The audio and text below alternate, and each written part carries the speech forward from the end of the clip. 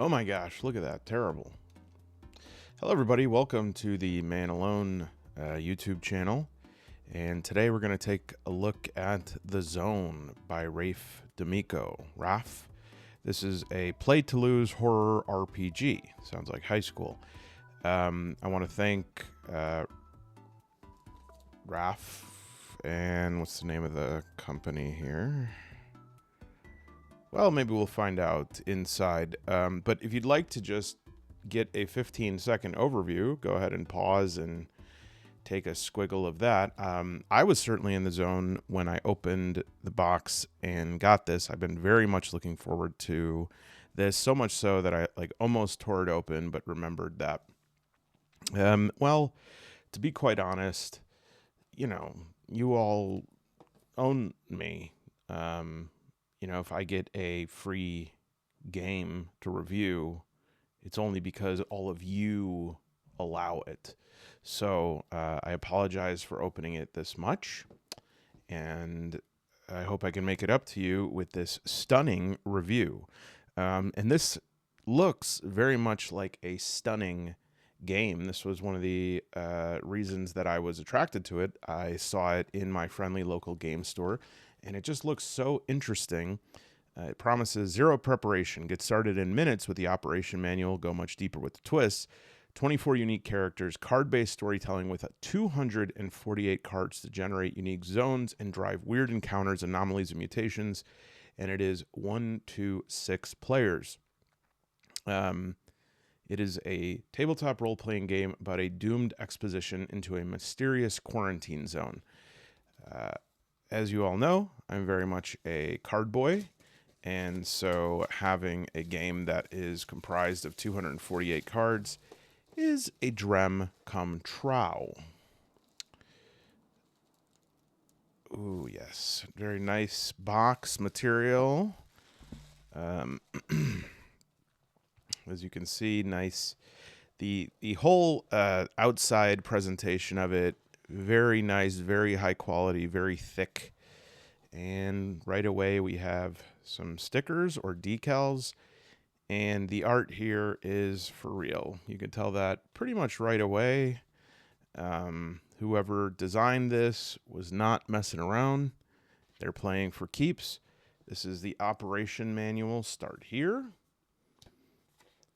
And these are the moves. Take stock. Something's not right. Not so easy. Mutate. Claim fate. Meet my fate. Always remember. Play to lose. Atmospheric silence. Yes and. Players over game. Always. The Zone is a game where you'll tell a weird, magical, realist horror story of mutation and self-discovery. A story about people who risk everything for an obsession where only one character will make it to the end. In solo play, I bet I know who that is. The experience is for players who want to share the spotlight, supported by decks of cards that mutate into a fresh combination of scenes, locations, characters every time you pull them out of the box. May your expeditions be weird, wonderful, and most of all, data expunge. And I can tell you right away what I'm thinking of right off the bat, even with this sort of butterfly emerging from the skull. From the art right here and the combination of sort of the beauty of nature, but not quite right. This is looking like one of my favorite pieces of writing and favorite genres of fiction, which is weird fiction and the book or book series, Jeff Vandermeer. And I must say, Annihilation, I think it's Annihilation, Acceptance, the third one, and there just was surprise release a fourth one in the series. If you like weird fiction, if you like reading stuff that is not right, I highly recommend that. And I must say, it looks like we're on the same page, me and Rafe, because one of the move references is something is not right, which is a hallmark of weird fiction. And this honestly looks like the first expedition with Oscar Isaac, who plays Natalie Portman's husband in the movie, and they send sort of a military expedition, and before they send in the team of scientists, and they come back or at least Oscar Isaac does, but something's not quite right. To play the zone, you'll need the contents of this box, 1 to 6 people, including you, 3 hours or so, and a desire to tell a weird, surreal story. No GM, just a facilitator. You'll be in charge of hosting, setting up, giving out materials. Storytelling is entirely driven by cards, and before you gather your players, the only thing you might want to think about before playing is how to set the right atmosphere. See Hosting the Zone on page 5. The actual card setup can be done when your players are at the table or just before. Once you have set up and players at the table, you'll transition to part 2, play. So right off the bat, it's very clear that this is a story-driven, dialogue-driven, improvisational-driven game. There's no doubting that. And overview of the cards. A character is made from archetype, motivation, call sign. I like that. A story is driven by scene. Not so easy for when you must do something hard. Fate. Decide which character dies. The places you'll go. Location, special locations, and endgame.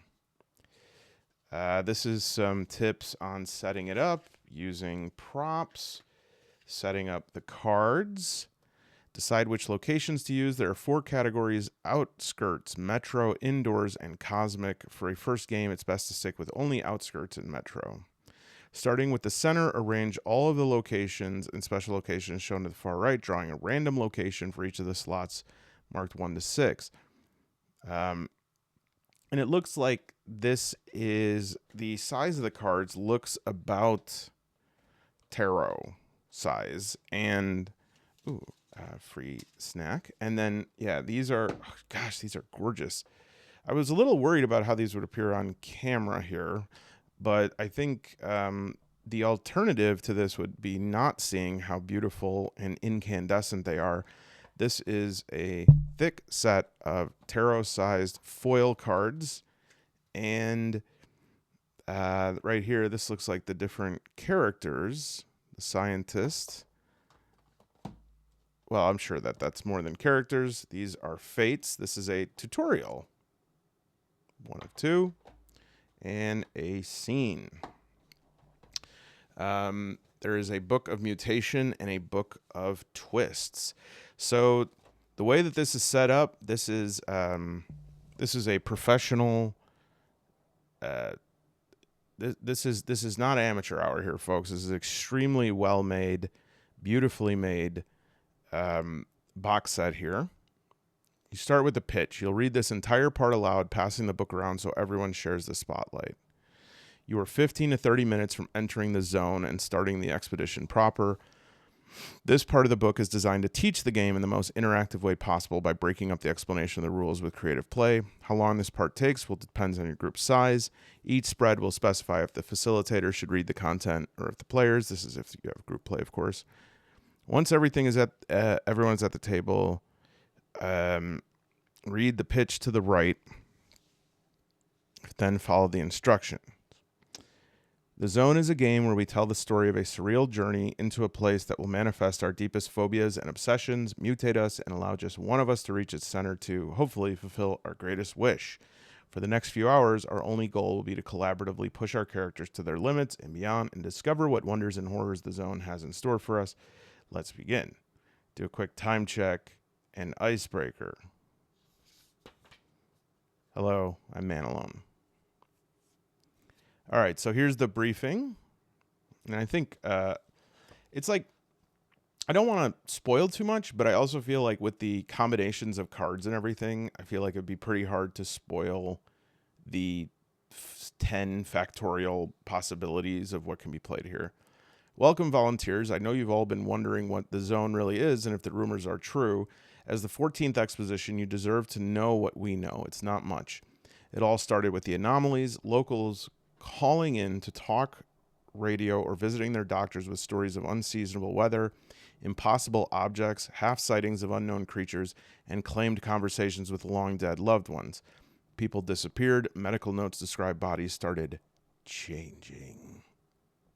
We initiated special containment procedures, performed tests on those who refused to evacuate. Then, as if reacting to our attention, the boundary appeared and isolated everything and everyone within an area of several square miles. Okay, we are definitely Definitely inspired by Annihilation. By the way, if you haven't seen this movie, please, please see this movie. It's so good, and I get so angry uh, about how badly that movie was publicized. Um, it is so good, so beautiful, and horrifying. And I'm so glad that this game so far seems to be doing the same sort of thing justice. Since that moment, not a single expedition has returned. All lose contact minutes after leaving visual range, so we're going on fragments, rumors, dreams, and the occasional anomalies that seep beyond the boundary. We don't know what the zone wants or if it wants. It seems to be a mirror that manifests whatever phobias and obsessions you bring inside. We all know why you're really here. The rumors that the zone can grant your deepest wish if it deems you worthy. Perhaps it will. Sensor readings point to something incredibly powerful at its center. We think the only way out of the zone is to make it all the way to its heart. Maybe there you'll find what you're looking for. You are the 14th expedition. Why do I keep doing that? I think it's because I'm reading Devil in the White City right now about the Columbia Exposition. You almost certainly will not return. Good hunting, but prepare to die. The Federal Bureau of Coherence, without admitting liability, thanks you for accepting the mission. Now pass the book to player on your left. We're telling a movie together. We will take turns being the director. We will win by playing to lose. We are not competing with each other. So I really like this as a primer for people to understand, especially people who don't really understand that the win condition in good role-playing games are to tell a good story. The mechanics, the stats, everything is to facilitate that. This looks like it's going to be fully invested in the sort of narrative aspect. Like there are no dice in here or anything like that. And so we will start, and it almost looks like there is a pattern that we're going to set these cards up on the table. Each one of your characters has in their own way come to believe that the center of the zone is their only path to their obsession. Each also has a terrible phobia. Your character will be made from an archetype card, 2 motivation cards, 1 obsession, 1 for phobia, and a call sign. So, all right, so let's deal 2 archetype cards to each player. I guess that's just me. Taking great care. I have, I got this, I think it's from Office Max or Staples. It's Westcott, and it is a box cutter that's plastic. I find this is really good for opening game pieces because there's no threat of like slicing the thing apart.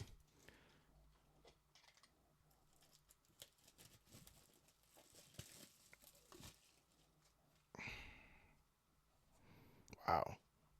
Okay, the scientist, the soldier, the writer, the entrepreneur, the chaplain, the bureaucrat, the surgeon, the political officer, the criminal, the solo RPG YouTuber, the athlete, the actor, the detective, the engineer. Wow, that is incredible. The artist, linguist, architect, filmmaker, exterminator, auteur, thrill seeker, cultist, the cat, the pilot. I like the cat. Okay, and then we have motivation. So deal 2 archetype cards, then take turns introducing them. Each player chooses 1 archetype to play as.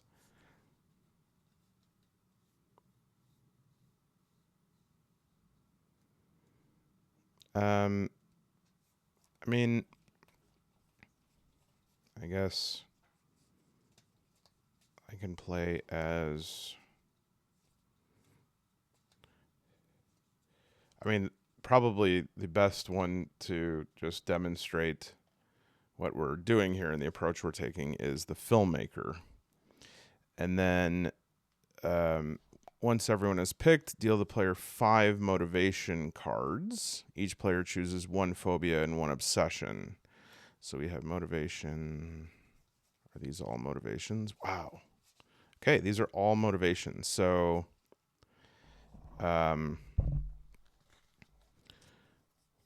once everyone is picked, deal each player 5 motivation cards. The player chooses 1 phobia and 1 obsession.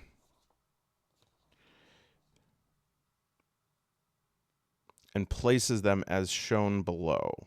Oh, I see. Okay, so behind that there. Here, let me get a little closer if I can.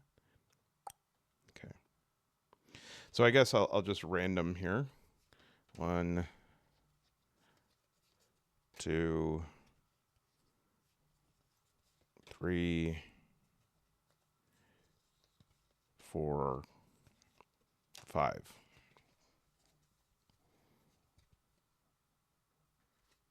Okay. So we have.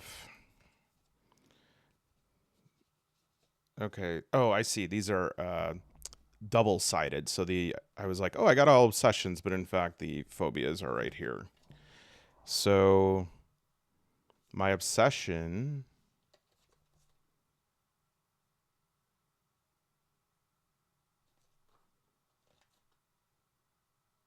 Yeah, I think this would be a filmmaker is to burn brightest, and then a phobia. I think in a way it's a reinterpretation of this, like if nobody remembers me. And then I suppose we'll get a call sign. And this is interesting. Like I am like to think about I'm a solo player. I'm like going in alone and I'm like, okay, a call sign. Now, however, I want to say this. I imagine, and we'll see, but from what I know about just solo performances, it's going to be hard to play one character. So we might find that after playing through it, that we want to go back and pull up 2 characters for a solo game. But for now, let's get a call sign. I'm not sure this. I would imagine these because it looks about the size of. Okay.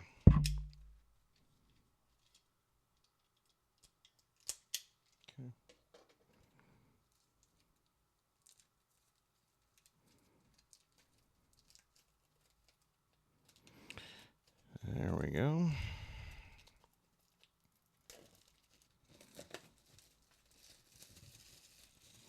FBC eyes only, and that's the Federal Bureau of Coherence. Okay, a little bit of a spackle on top. Okay, great.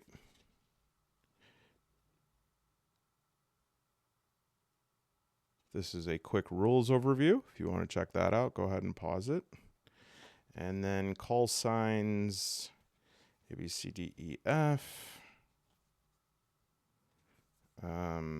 Okay, those look like too much. Too far. We don't want to get ahead of ourselves. The reveal is important.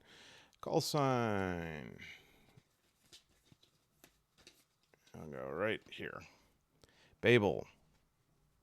Oh, cool. And this is also going to say all of the moves that you can do here. It's very convenient. All right.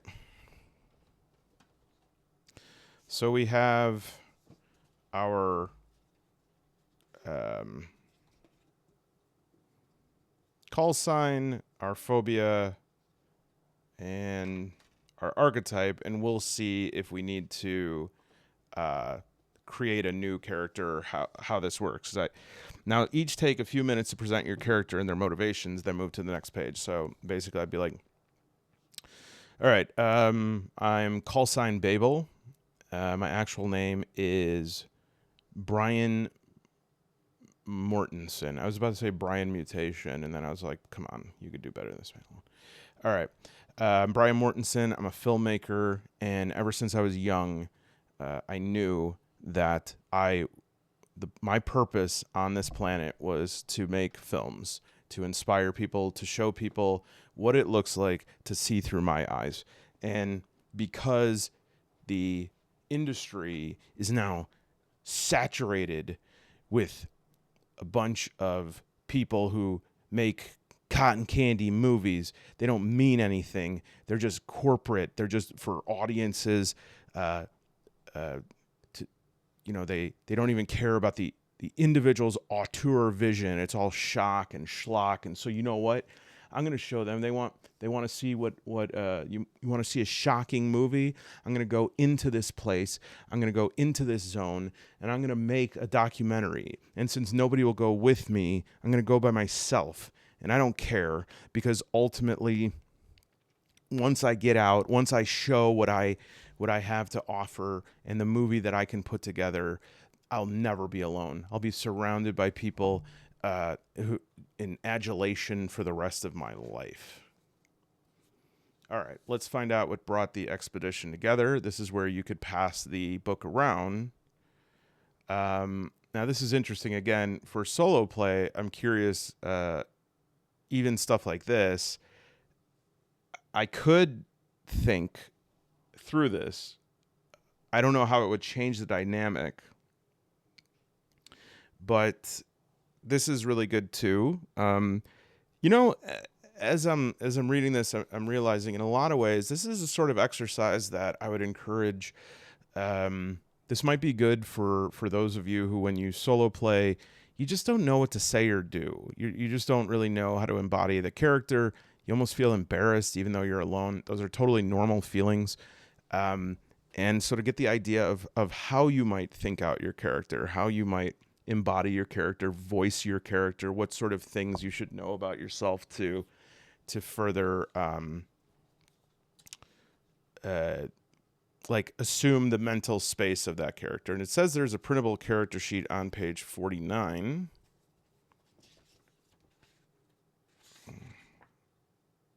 Bringing characters from other games and worlds. Oh, character sheets. You can download printable character sheets for every archetype at the Zone RPG.com/resources. These character sheets include more specific phobias, obsessions, and tables of specific names. They're great for games that last more than one session or for groups who want to customize their character. All right, I'm gonna try to bring one up for the filmmaker here, see what it says. Okay, so yes, this is available on the website. I should also note that on the website is, and this is pretty unbelievable, extremely generous in my opinion, that there is, you could play the game online for free. I don't know what it's called now. It looks like a Flash game, but some people had said, oh, it's a bit pricey, and I do agree. It's just that I do agree relatively speaking, but to think about the fact that a lot of core RPG books now cost $50, and this is going to cost 20 to 30 more, and just the amount of stuff you get and the high quality of it, it's hard for me to say that. And then also, I just wouldn't put a lot of stock in indicating that it's prohibitive to play, because you could play it online. And also, only one person really needs the box set for a group. On the back is a little quick thing of how to play. And I also wanted to note that I kind of skipped over this in the game, is that this shows the different phases. So the observation facility, Act 1, this is the practice scene. And then you go to Act 2, lethality begins, and then the end game. I also think that, there are a couple different setups on here. So the first thing is just like a blank sheet.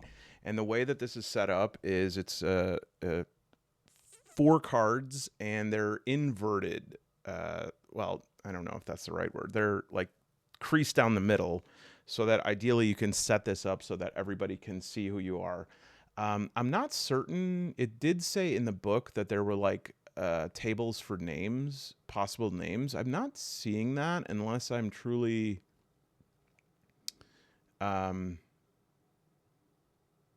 here's one of them. This one says the 7 core characters, so I must have skipped over that in the book, but these would be considered the core, and this would be kind of easy to guess, right? Because these are core archetypes: soldier, scientist, writer, entrepreneur, chaplain, bureaucrat, surgeon, There's another blank one here. And then this has all of the characters. So it would go, I suppose those aren't core archetypes. Political officer, criminal, adventurer, athlete, actor, detective, engineer. See, I would say engineer, artist, architect, maybe. No, not architect for this. It really doesn't matter. But it recommends maybe the core 7 for the first. I'm not sure if that's because it just makes more sense. But if we look, for instance, at the filmmaker, I guess my instincts were right in that isolation is listed as a phobia, and yeah, the make a record, whatever happens, you won't be forgotten. I chose burn brightest, which I think covers anyone who's more, any of these archetypes that are more artistic. And there also is example bonds here.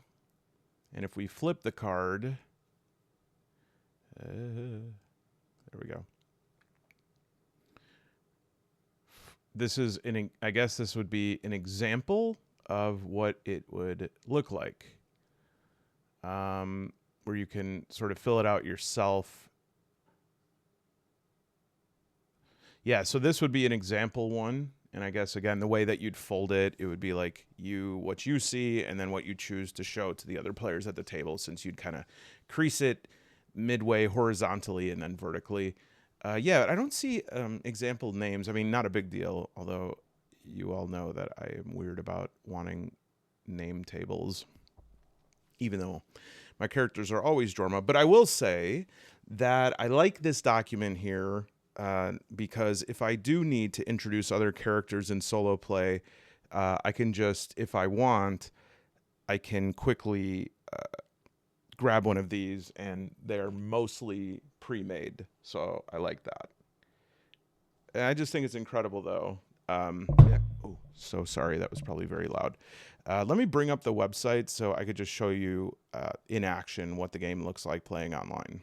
Oh, by the way, the company is, or the publisher is Laughing Kaiju. I knew it had a name.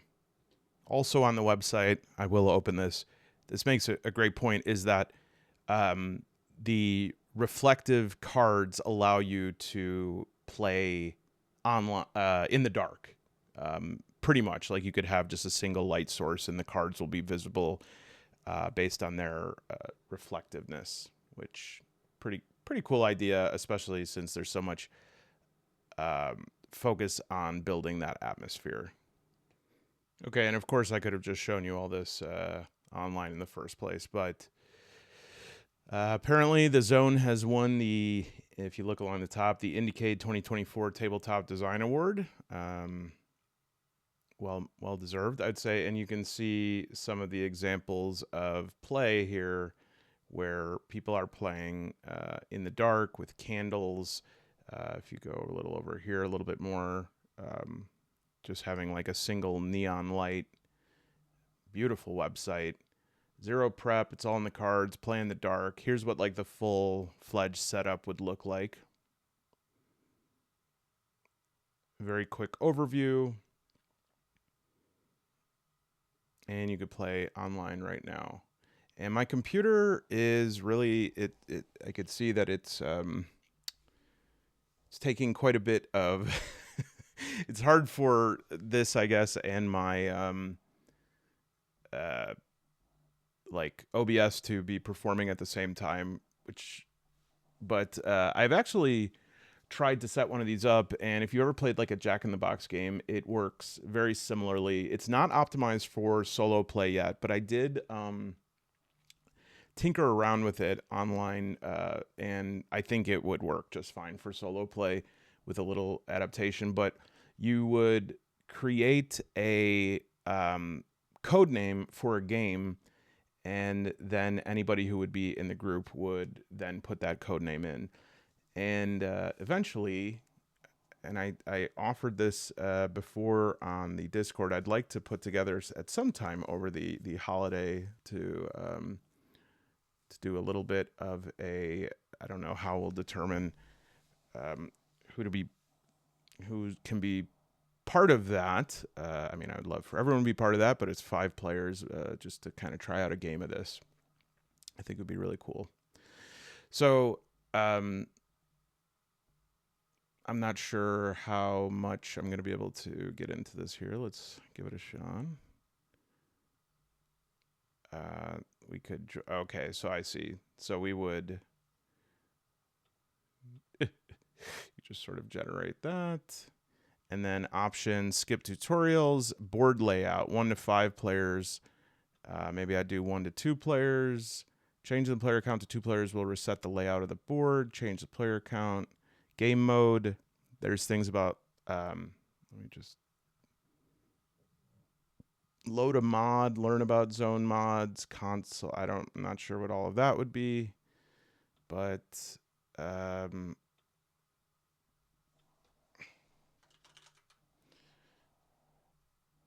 the game.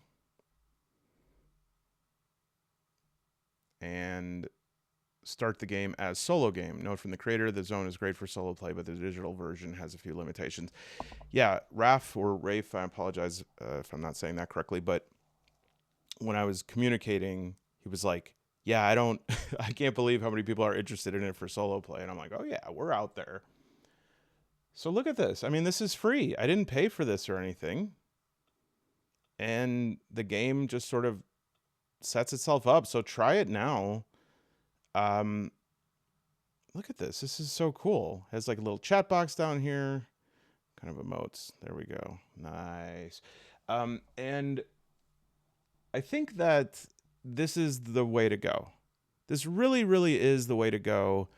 Anybody who still has game creators who have any sort of weird phobia about providing free resources like that online, you're just not getting it.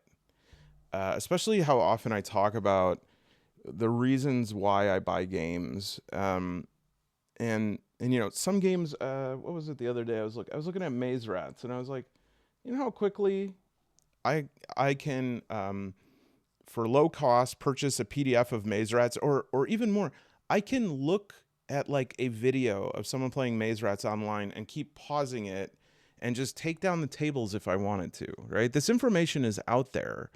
People buy these things to support the creator because they want something beautiful on their shelves. They want to have the thing. And so if anything, if I played a game online, it was just awesome and I really connected and my friends had tons of fun with it, I would want to have that thing. I would be obsessed with it. I'd want to have it, right? And so I think that that's just such a great approach to it, and will in the long run serve everyone when that kind of stuff happens. So, okay, carrying on.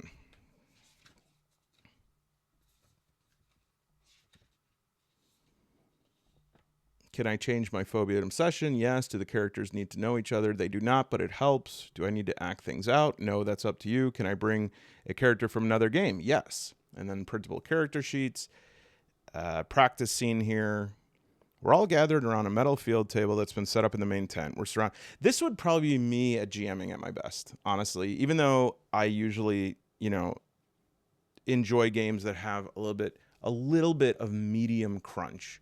I'm not a full crunch bar, but I like a little bit of a medium crunch. But this would probably be me at my best because, unfortunately, I get slowed down by crunch of any level, and if I'm just allowed to, sort of improvise and elaborate, that is truly where I'd be on my own. But it is collaborative storytelling. I think that's important in any game, and any GM or solo player. Well, I should say any GM. Remember, your players are equally responsible. Solo player, I'm sorry to say it's on you. There's option for scene cuts, key moves, take stock, something's not right, not so easy, and mutation. Each move can be played by anyone at any time and builds on previous ones to create a lethal spiral of collaborative self-destruction.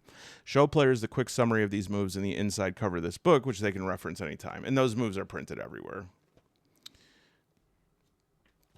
So then we're going to go over what take stock is a move to play whenever the scene could benefit from more details. It's good for new locations. Something's not right.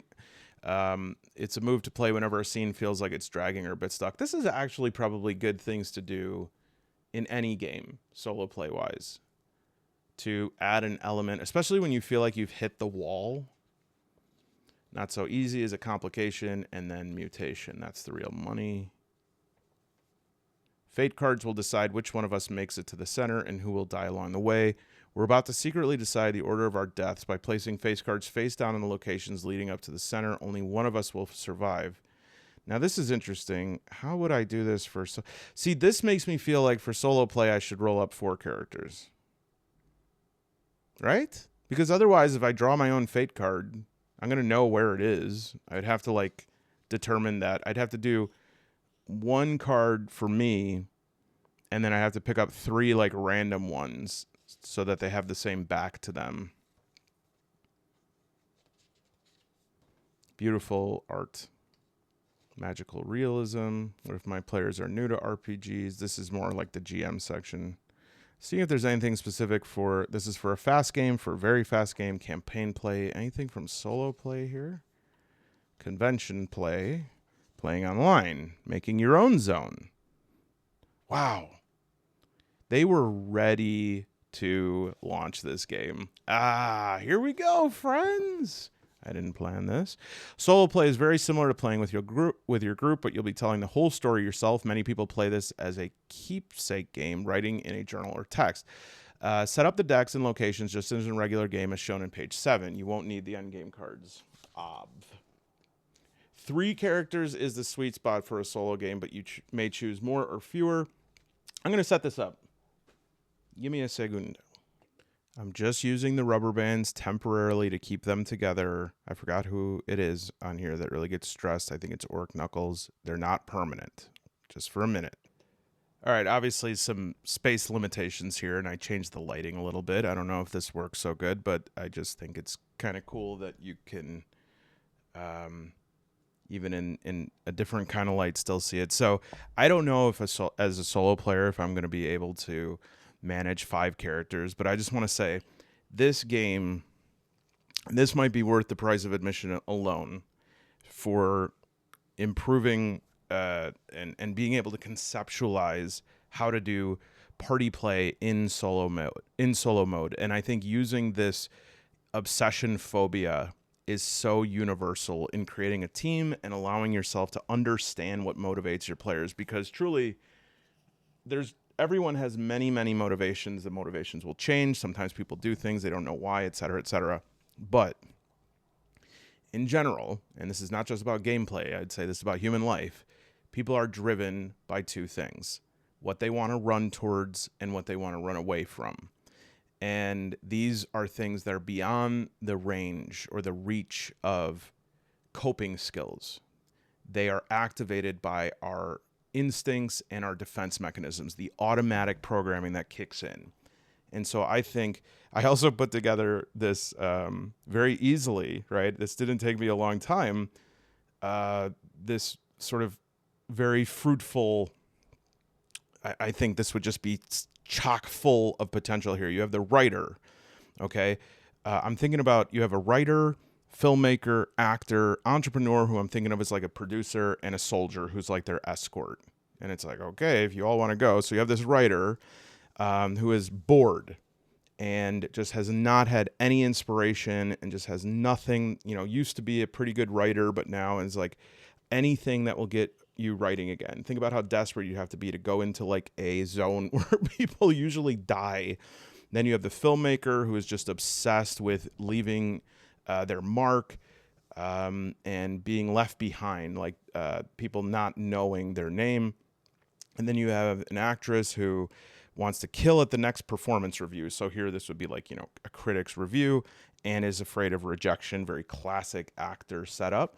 And then we have the producer, the front page, a front page story no one can beat. And so this is somebody who doesn't care at all about the safety of anybody, just wants to like do the one thing that will make the front page, even if it's terrible, even if it's a tragedy, that's still going to be something that they're happy with.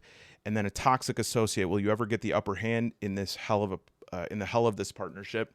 So I think that that's just a producer who's part of maybe some production company with two other producers, and they are constantly seen as like the lesser partner, and it's just like driven by jealousy and envy and rage.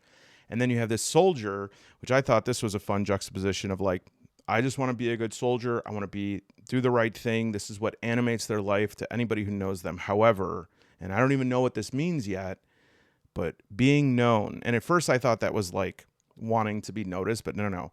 What will they do if they know what you're thinking? Maybe you have these dark urges or you have these intrusive thoughts. That adds a bit of a wild card to this setup here where we go, yeah, I don't know, like anything could happen here. And so, again, just because of constraints, I can't have these out while I'm playing because of just the screen space here. So I'm going to take a picture of this and then I'll set up the game cards. Actually, I might have a genius level move here. So I wasn't able to get all of them under this plexiglass. I don't know. But I do have the one of them who's not able to fit. I have just like in front of me. And then from Tabletop Engineer, I could probably just use the 2d6 dungeon game board and then set up the cards on top of that. So if I need to reference this, I just pull it up and it's right under there. That probably will work. Probably will work pretty well. So let's see if we could set up the cards on top of this, and then we'll have a portable way to move it around. Okay, so with the fate cards, they're going to match the player's call signs, I guess, and that's why those call signs are relevant, because, and that's why I think there's a total of, well, however many players are up to 6. So there's A, B, C, D, E, F. And these are tutorial cards, and then we'll find the fate cards that match the player's call signs, see left. Okay, and so if we have all of these, I think I have out of 5, or out of 6, I have 5. Shuffle the fate cards and hold them fanned out, face down. Now, of course, this is just telling me in the solo section to set this up the same way.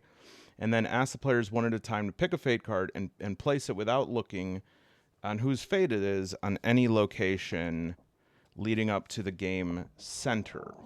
Okay. So what I'm wondering is, do I need to, was I supposed to put something at the center of the game? Well, we'll figure that out. So just a little more shuffle, and then you can go 1, 2, 3, 4, 5. I don't know if I should put one of the fate cards at the actual center. 1, 2, 3, 4, 5. All right. You will go last. Place the remaining fate card on the center. This card represents the final survivor. Finally, slide the 2 fate tutorial cards under the fate card that players will reach first to read later once it is drawn. Oh, that's kind of fun. The fate tutorial cards. So we can take a look at those. If you think your character should die instead of the one currently holding this card, say, I claim this fate. If the fated player agrees, take their fate card. It applies to you now. Swap call sign cards so their fate applies to you when it comes up. The same fate can be claimed repeatedly. As the first player to die, get a not-so-easy card. Okay. After a character dies, their player continues taking turns as director and using all the moves, but are now representing. Oh, that's fun. So you're not just sitting on the outskirts, but you are now representing the zone itself. Focus on creating weird, magical, horrible situations. Awesome. That's really cool. That's really cool. And then, yeah, so the mutation, I think, would be you're mutating the scene, really. At the end game, the facilitator will hand out the end game cards, which will guide us in playing out the climactic final moments of the game. So these are the end game cards. And let me find those. Okay, so this is really interesting. So there's like different end games, and I guess the end game card would be like this, and I'm not quite sure. I'm not going to open this on camera. Just let me read it first. Okay, yeah, this is cool to say. So these are actually two endgame cards, cards 1 and 2, and they will direct the character to pick the type of endgame that they want, and there are 4. So they could pick like these, I think you give them a set of words and they say which ones they connect to, and then based on those words, it will direct you to one of these, and then there'll be an endgame here. But there, from what I've seen, again, I didn't even want to read it. I didn't want to spoil it for myself, but it looks like there's actually a barcode, like a QR code on that. So maybe you even get like an ending scene. This is so well made. Really, this is so well made. Just imagine what I could do if I was good at making cards. I'd be like the most amazing card boy of all time. So yeah, I would go like that, and then you'd end right there. Super cool. Super cool. Okay. And so key moves in solo play, you'll do the same thing that you do in group play, except it has to be structured. You would like every time you would run through all of these. The key moves serve as the same purpose as in the multiplayer game, to support you in coming up with juicy details for your scenes, and to escalate the situation. You're able to draw a not so easy card. There are a few minor differences. Take stock. You add 3 to 5 sensory details: sight, sound, smell, touch, taste, or emotions that characters are feeling. Something's not right. You state both what is not right and complete the feeling with the way that it's worse than that. Not so easy. Once enough obstacles have been established in a scene, draw a not so easy card or several to play out how these difficulties are overcome or not. The goal of each scene is to gather a not so easy card by creating a situation worthy of it. And this is a scene template. The end game, just like a regular game, only one of the characters will make it to the center, but no other players to act as the zone. You will use all your gathered not so easy cards instead. Ignore the end game cards, okay? When you get to the center, follow these instructions. Define the center. Use the prompts on the center part 1 card. Add detail by using take stock. Flashback. Narrate a short flashback about the origins of the final survivor's obsession. Does it still motivate you? Define your wish. What do you want most from the zone? Deliver your judgment. Shuffle the not so easy cards you gathered face down. Choose one. That's the outcome. End by telling the story of what happens after the wish. Perhaps the survivor is spat back out in the world. Perhaps something more complicated. You decide. And yeah. There's a Discord link. I'll pop that there. Aha. I knew it. This is, and 100% everything is a remix. Annihilation. This is such a cool. Okay. Let me show you what I've seen here. Solaris, obviously one time great. Betrayal on House on the Hill, awesome. Divine Comedy, Stranger Things, Control. I assume that's a video game. Stalker, great video game. SCP, if you're not a fan of that, check that out. Southern Reach trilogy, that's what it's called. Annihilation. Willy Wonka, Color Out of Space. Lovecraft, love it. This is such, I love this. Mothership. Sunshine, great film. Killian, Event Horizon. I mean, come on. So yeah, this is really incredible. And I hope the zone inspires remixes of your own. Me too. This is nice. We need to own this kind of stuff, because if you ever played a game that is clearly inspired by something and they don't name it because they're afraid of being accused of it being like a ripoff, that's what makes people say, oh, this is a ripoff. If you say what your inspirations are, there's nothing new under the sun. We're all just like churning and burning the same stuff. So don't be afraid. I mean, unless you're directly copying like the characters' names and what happens, talk about those inspirations, because that is going to lead other people to being able to map out those inspirations as well. So I guess I'll just try to play a couple scenes here. I'll set it up just to show how the mechanic works. I'm obviously not going to play a whole game. It'd be 2 to 4 hours or so, but let's just see a couple things and how I might deal with those cards.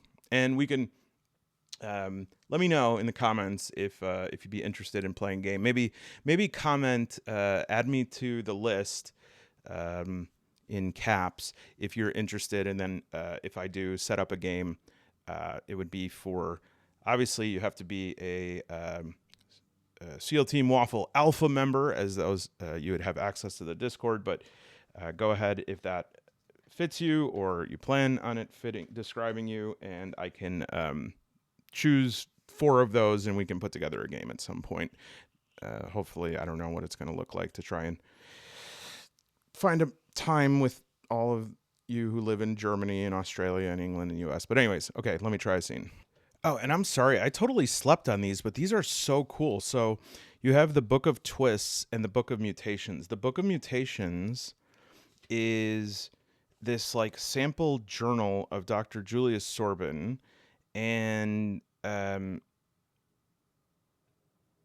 it has different parts of it that look at this. So this is tons of just these tables. This is great. And I bet you this is where we're going to find those names I was talking about. But a lot of it is based on D100s. The zone changes the way you communicate, what carries the signal. D20, with who or what. So, oh, cool. Close eyes and touch the book to pick a sense. D6 for outcome. So you just kind of go like this. And then, so that'd be time. And it would be, you'd roll D6 there. This is incredible. Yeah, this is like the art. This is your RPG type stuff here. Holy cow. Wow. I'm so glad I did not forget about these. And then this is a D100 mutation compendium that you can add a mutation from. And then I'm not sure if this is the name thing, but it's anomaly and mutation names. Incredible. And then Book of Twists is like different authors writing different stories. And these are all different twists that you can...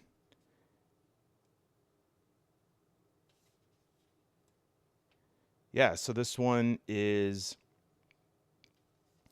a different setup for the game, a different... look at this art. Lord.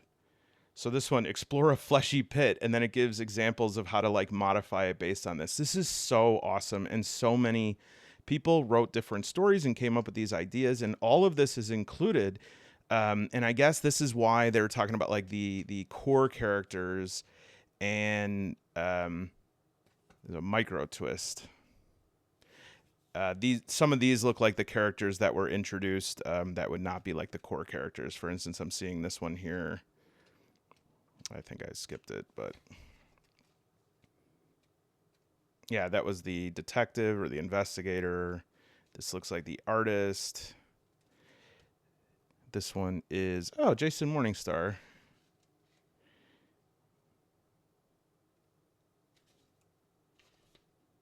Wow. So much. This is really, really cool. And this is going to have lots of replayability. And that right there is tons of stuff to add into a solo game to bring something fresh and new, right? Because in group play, you know, if you're playing with a group, I mean, I guess if you're playing with the same group over and over again, you might want to add something into that. But if you're playing like convention one shot, then those kind of things, you probably have enough sort of spontaneity and fun. But those are really impressive. I'm super impressed right now. All right, so obviously the one thing we haven't looked at here are these scene cards. And the book is very careful to say that, you know, you're the director, the facilitator, you're not the GM. Everybody should collaboratively take part in this. And I can tell you on behalf of GMs everywhere, even though it says you're not a GM, that is a sentiment shared by many GMs. It's like, I understand that it's really fun to just kind of listen as somebody else creates a movie in your mind, but it's even better when you create it with others.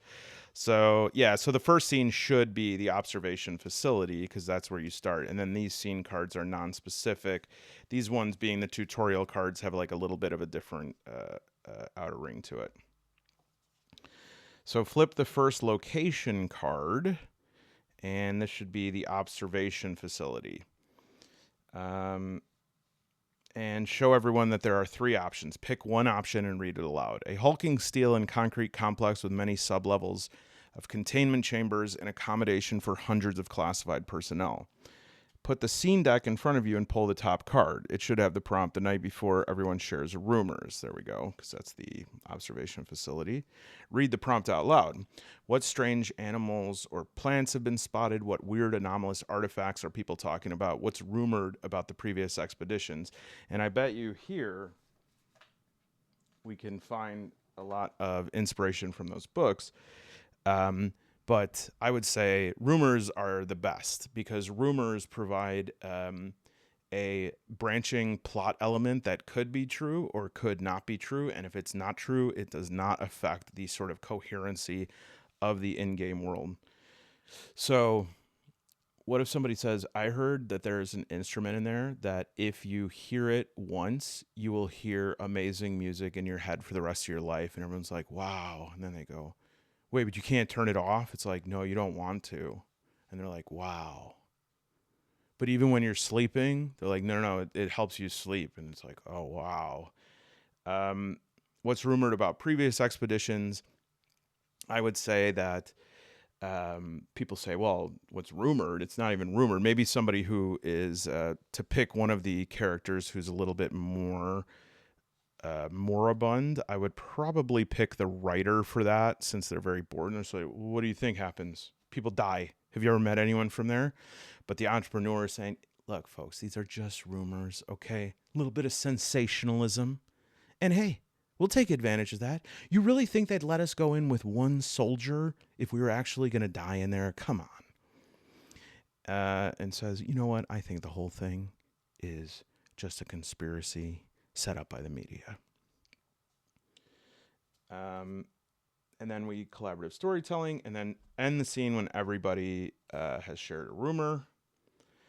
And so we'd set up the scene, support collaborated storytelling, and end the scene. So I guess the same thing. Once you've chosen whether to move or stay, start scene 2. The expedition crosses the boundary. Okay, and then this would be the location. We would select one again, and we would follow the prompts. Why is it not so easy to cross the boundary? Try to use all the key moves in this scene so everyone understands them. So why is it not so easy to cross the boundary? Well, something's not right. So you'd say something's not right and describe what you think might be wrong. And then another player says it's worse than that and then describes how. And the player who triggers the move incorporates the escalation, and the storytelling continues. And now if you're saying to resolve obstacles, not so easy. When someone describes their character doing something that seems too hard for them, interrupt and say, that's not so easy. The player trying to do the hard thing restates their desired outcome and then draws a not so easy card to determine if it happens. They then weave this outcome or any complications or mutations into the story, and play continues. So we might say when they get there, every person has some sort of boundary from their childhood. That might be a little too weird, too quick. I'd have to play out the rest of the game, but since we're just not going too far into it. So for me, it would be like that. The rope that we used to have to climb in gym. I don't know if kids still have to do this. You had to climb a rope. And already by like 8th grade, I was not able to climb it anymore. And then the zone mutates in a way that triggers your phobia.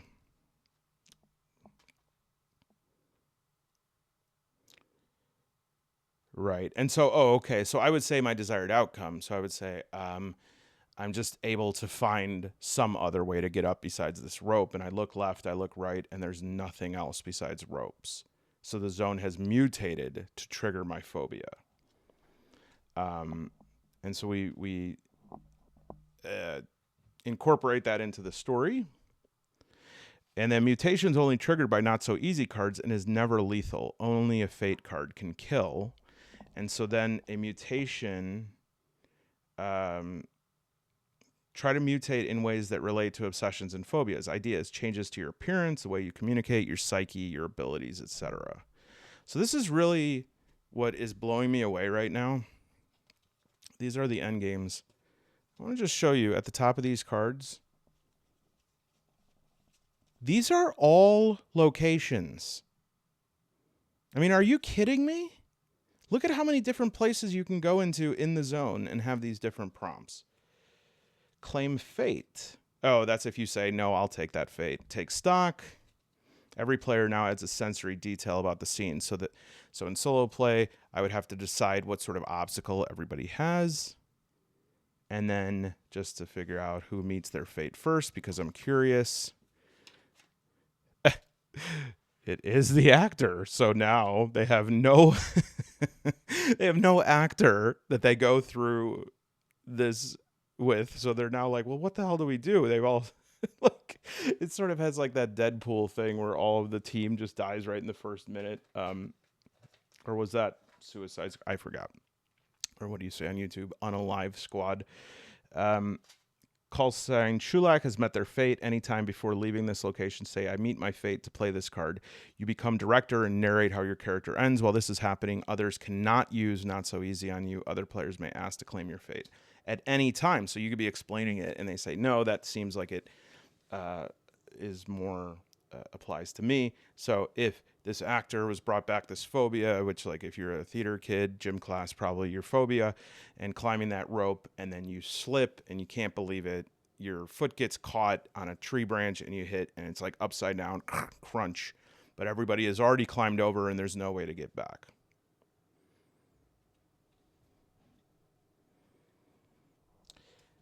Okay.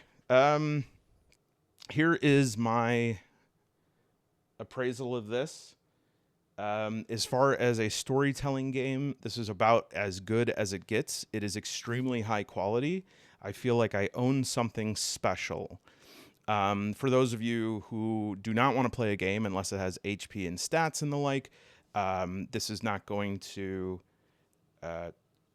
fully appeal to you, although I'm sure there are ways that you could hack it to include something like that, or at the very least use it to inspire the development of other sorts of manifestations of this game all your own. If you are a solo player who needs help envisioning scenes and understanding how characters' motivations play out, I really don't know if I could recommend a game more highly. I mean, it's just so perfect for that. I feel really excited to play this game, especially with my friends who are RPG curious and maybe not sold on the fact of like, oh, I don't feel like rolling dice and doing armor class and all that stuff. And it's like, hey, let's just try this game out. You have none of that. We'll follow whatever the cards say. And that's the real benefit of it. It's like whatever the cards say. You don't have to worry about,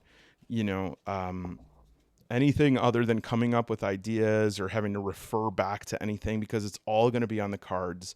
And the cards are just really, really special. They feel really special. The art is gorgeous. The amount of contributors is stunning. This game is, I'm blown away by this game in terms of just the presentation, the production, and thank you again to Laughing Kaiju and Raf D'Amico for sending a copy of this. And again, if you're interested in playing, I don't know when or how or what the hell, but if you're a member or if you're an aspiring member, say, add me to the list and we can figure out some time before the new year to hop on the members Discord voice server and play a game, or just go online and do it. So thank you again, Raf, and yeah, let me know what you think. Bye. That's kind of a creepy way to say bye. Bye. You don't want to creep people out before the video ends. That's like YouTube 101. I don't know why I always insist on creeping people out right before the video ends. Oh, shoot.